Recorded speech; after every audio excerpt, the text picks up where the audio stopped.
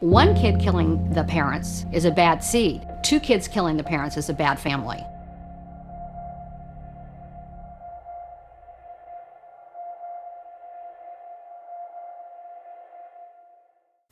Would you state your name again for the record, please? Joseph Lyle Menendez. All right. Mr. Menendez, I've placed a picture up on the board. Do you recognize that photograph? That's my dad. That's a previously marked exhibit, Your Honor.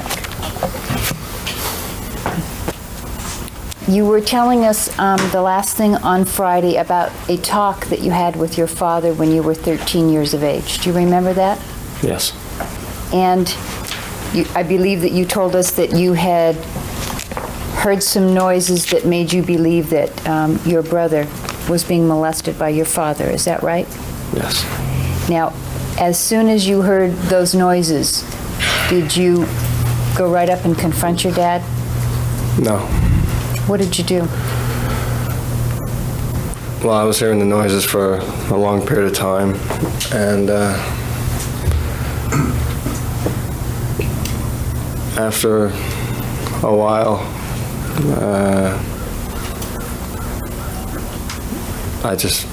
I felt that I should talk to my dad about it. And so it took me a couple of days, but I finally did. One time when he came up to the bedroom, I heard him, and I sort of spent the day thinking about it, and then I went and I told him. Why did it take you? You said you heard the noises for a period of time. Did you immediately think you knew what it was? No, I didn't know what it was when I was talking to him, really. I had just guessed. Why didn't you go up to him immediately? Well,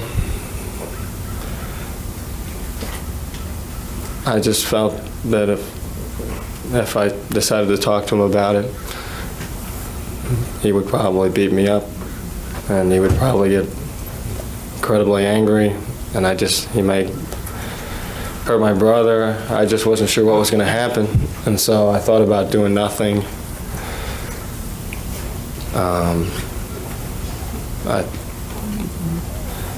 I really did. I felt like at some point I didn't really have a lot of choice. I should just go talk to my dad, and maybe he would talk to me about it. And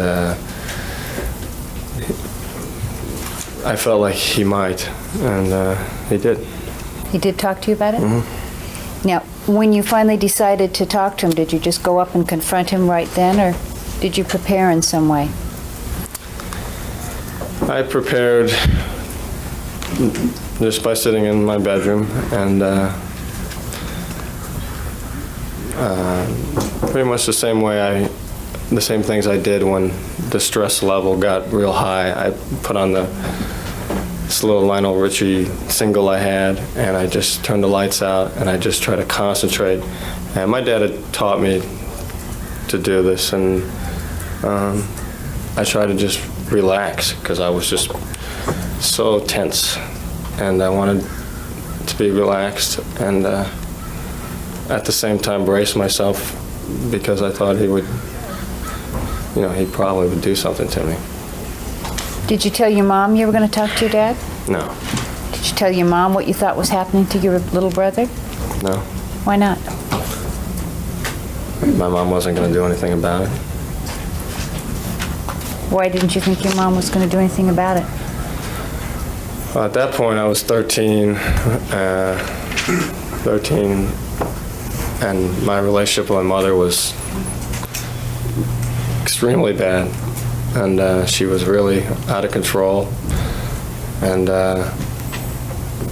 it would just be a lot worse, I felt, if I talked to my dad about it. I also thought it'd be worse if I talked to my brother about it first, because I figured he would deny it, and then he might go to Dad. I thought it was better to just surprise my dad, just talk to him about it, and not tell anybody else.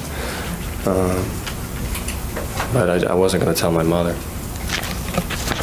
Did you talk to your brother about it afterwards, that you had had this talk with your dad? Yes. And did he tell you that things had changed for him? Objection, hearsay. He said that he never admitted that anything was going on, but he said that he was glad I talked to Dad and that things had gotten better and things had changed. Didn't use those exact words, but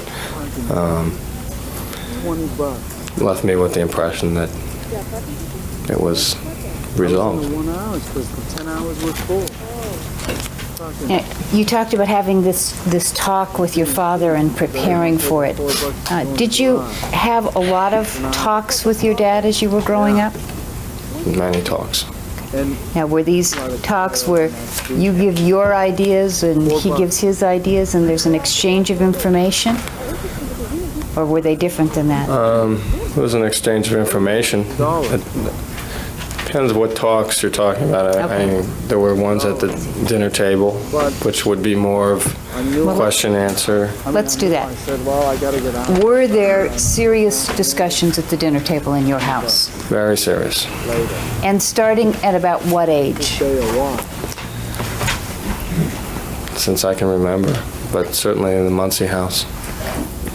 And in the Muncie house, you were 6, 7, 8? 6, I think. When I was definitely 6. When maybe I was 5 too when I was there. I'm not sure. And what would happen when your dad would come home? Dad would. Sustain. We're talking about, okay, when you're 6 and in the Muncie house. Right. What was it like when your dad came home? It was extremely tense in the house because my mother, not just because my mother, we were very tense. I was certainly nervous about my dad coming home. He'd want to know about my whole day. We might be going out to a practice after he got home.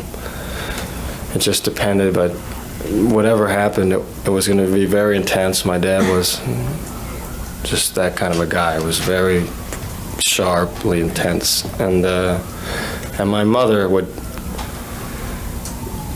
basically start to be like a recluse in the house. Didn't want to talk to you, didn't want to even be around anybody, either go into her bedroom or just kind of hang out in the kitchen, and you stayed away from her because she was prone to just explode because she was nervous. And he would come home and in a way, it was kind of like a celebration when he came home because Mom would be at the door and we would all run up, and usually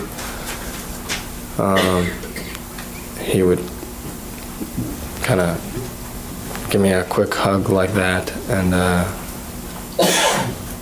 basically just me. And then he would put his things on the ground and go to change if he wanted to put a warm-up suit on, depending what was happening. Okay, would he hug Erik the way he hugged you? No. Would he hug your mom? No. Sometimes he would say, "Hello, Kitty." Did you seem to get the special attention? Yes. And at the dinner table, would he have talks with you? Yes, he'd have talks. It was basically with just me. Occasionally talk to my brother, but very rarely. Did he talk to your mother?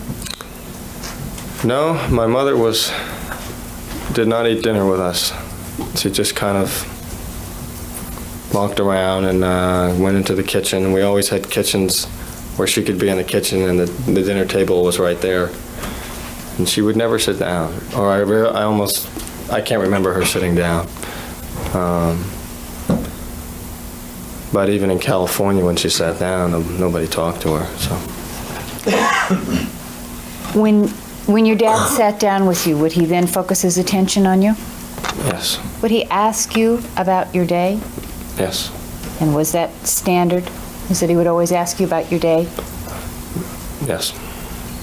Can you show me now how that conversation would go? Objection, Vegas to time. We're talking when he's 6 years old in Muncie still, Your Honor.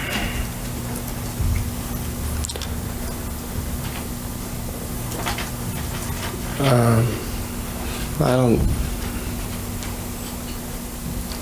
don't think I can remember when I'm 6. Okay. 7? Do you remember at 7? I remember when I was involved in the tennis at 7, and he would want to know every detail. How would the conversation go? What would he say? He would be at the head of the table. I would be always on his right. Actually, no, I would be on his left, and my brother would be on the right, next to the kitchen. And he would just start eating, and he would say, "So, how'd it go today?" And the ones I recall the most are the ones where it didn't even go so well. And I would say, "Oh, it went great, and I did real good today." And he would say, "That's not what I heard." I would say, "No, I did real well." And he would say, "Well, take me through the day." And I'd always start with getting up. I got up, I got ready. I did my stretching exercises before the day began. What would you tell him about the stretching? Would you just say, "I did my stretching exercises," or would you have to be more specific than that? Usually whatever we had decided, like the day before or that week, we were going to stretch is what I told him. I can't remember right now, but if he didn't like what I was saying, he would say, "Well, let me see what you did." And I would get up and I would just show him basically how I worked my legs and my arms and my hip area and my neck, and went through the exercises or the specific ones that he wanted. And then he would say, "Okay, that's good. You can come back." And I'd come back, and he'd say, "Okay, what happened next?" And I said, "Well, I got ready and went to school." And always I would forget something, and he would say, "No, you just got ready and you went to school? That's it?" And I said, and I would usually remember, I would say something. "No, I thought about my day first. I sat down like you said, and I thought about it." Sometimes it would be that I ate the foods that he wanted me to eat before, whatever it was. Usually it was like I thought about the day. He'd say, "Well, what did you think about it? You didn't just sit there and think about your day." I said, "No, I thought about concentrating at school, being polite. I thought about staying away from the other kids and thinking about what I was going to do after school with sports, and then what I was going to work on in the evening." And I basically went through all the things that I would normally say. And then he would say, "Good, good." And then I'd go through the day, and I'd say, "Well, then I went to school, and I had this first class," and he would usually say, "I don't want to hear about the school right now. Tell me what happened afterwards." And so I'd come back and say, my mom picked me up, and we went to Sportorama, and I had my lesson, and he'd say, "Did you work on your backhand like we talked about?" I'd say, "Yeah." And my mom would be like in the kitchen somewhere, and during these conversations, occasionally, she would just make a noise and shake her head. She'd go, and my dad would grab me, and he'd yank me out of the table, and he'd just drag me down to the room, and he'd say I was lying. And I would be in the room, and then he would go, and he would punish me. Did this happen every night at dinner? Not like that. Were you asked about your day every night at dinner? Mm-hmm. Is that yes? Yes.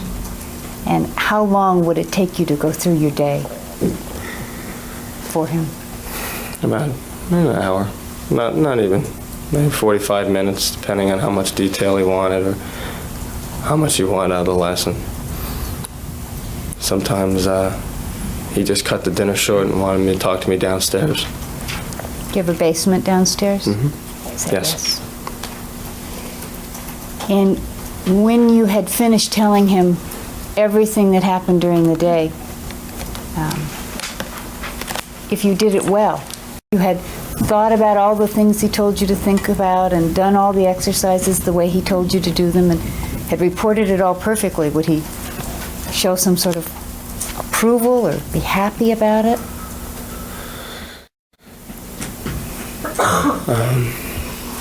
Sometimes he would reach and take my hand and say, "That's a good boy." Just ruffle your hair? Did he ask you about other things at the table besides how your day went and exactly what you did? Well, after we did the day, we talked about, he basically gave some sort of lecture on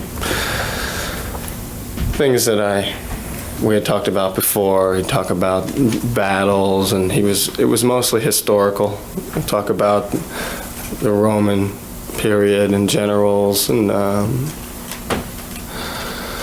philosophies that sometimes he'd incorporate into the way he was at work with these philosophies and how I should be at school and on the soccer field or with my other people that play tennis, my competitors, and go through different, basically a philosophical talk. Would he ask Sometimes he'd want it. I'm sorry. Would he ask you questions? Yeah, sometimes he'd want answers or my response to what he'd said. So I'd give him my response. What if you didn't know the answer?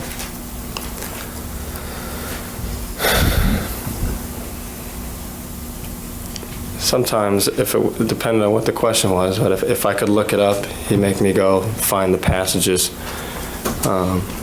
in his little library of books that he had, which was in the other living room. And I'd spend my time searching. If I found it, I came back. If enough time went by, he'd say, "Just forget about it, just come back." And then I'd come back and sit down, and he'd tell me the answer. Sometimes I would get a lot of answers wrong, and he would just sort of start tensing up and shaking his head, and he'd sort of just explode. What would happen when he exploded?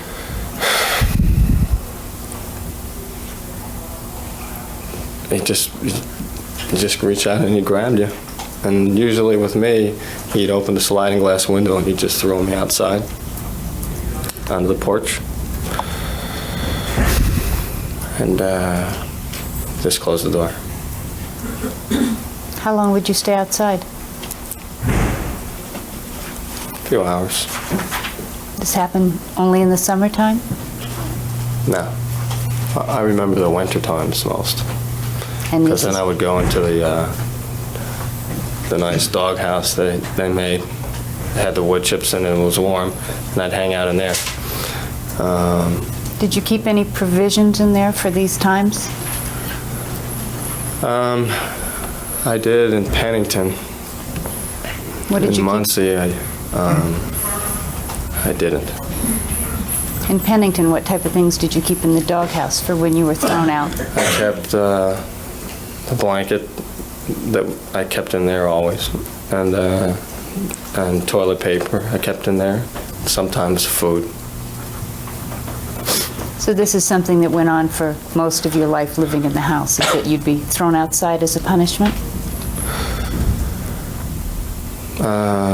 Until I was like 17. I'll remember it after that. Would Erik be asked questions at the table? Sometimes he would be asked questions. Most of the time he would try to answer a question or something, and my dad would just tell him to shut up. And he was very rough with Erik. Erik just sort of tried to get involved a lot, and that would really upset my dad. Erik wanted your dad's attention? he wanted to be part of what was going on. And he would just wander into the conversations. And sometimes my dad, I remember one time that he was in the black chair and I was by the coffee table and we were doing something and my brother sort of just wandered into the area and my dad just hit him across the face. And my brother just went flying into the rug. And his whole face was bruised. What was wrong with Erik? Why didn't your dad want to pay attention to him? Did your dad say, would he say things to Erik? What was wrong with him? No, they would just tell him to shut up and go away. And why can't you just shut up and go away? Basically what I remember he would say. And my brother would just, he'd just stand there. And my dad would have to push him away or he would hit him. And then my brother would, like that time, just go cry and try to find his mother. Did your mother ever come back and say anything to your dad about the way he was treating Erik or the way he was treating you? No. Overall. Do you ever remember any time your mother interfering on your behalf with your dad? I can't remember any time. Or with